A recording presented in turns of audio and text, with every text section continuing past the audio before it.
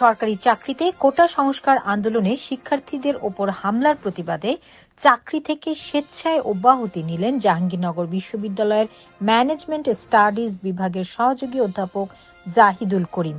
আজ বৃহস্পতিবার ইমেইলে বিশ্ববিদ্যালয়ের রেজিস্ট্রারের মাধ্যমে উপাচার্যের কাছে অব্যাহতি পত্র পাঠান। তাতে লেখেন, শিক্ষার্থীদের কোটা সংস্কারের একটি ন্যায্য অধিকার আদায়ের আন্দোলনের বিরুদ্ধে সরকারের আগ্রাসী মনোভাবের কারণে অনেক সাধারণ শিক্ষার্থীর মূল্যবান জীবন দিতে হয়েছে।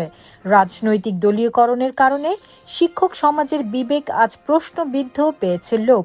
সমগ্র বাংলাদেশের শিক্ষক সমাজের মূল্যবোধ এবং নৈতিকতা বোধকে জাগ্রত করতে আমি সহযোগী অধ্যাপক ম্যানেজমেন্ট স্টাডিজ বিভাগ জাহাঙ্গীরনগর বিশ্ববিদ্যালয়ের চাকরি হতে স্বেচ্ছায় অব্যাহতি ঘোষণা করছি। এ বিষয়ে জাহাঙ্গীরনগর বিশ্ববিদ্যালয়ের উপাচার্য মোহাম্মদ নুরুল আলম জানান, সহযোগী অধ্যাপক জাহিদুল করিমের অব্যাহতি পত্র পেয়েছি, তবে এ ঘটনাকে দুর্বিসন্ধি হিসেবে দেখছে জাবি প্রশাসন। বিশ্ববিদ্যালয় কর্তৃপক্ষ বলছে, জাহিদুলের বিরুদ্ধে একটি অভিযোগের তদন্ত চলছে। শাস্তির আশঙ্কা থেকেই চাকরি ছেড়েছেন তিনি। হিমিকা ইমাম, HTV নিউজ ডেস্ক।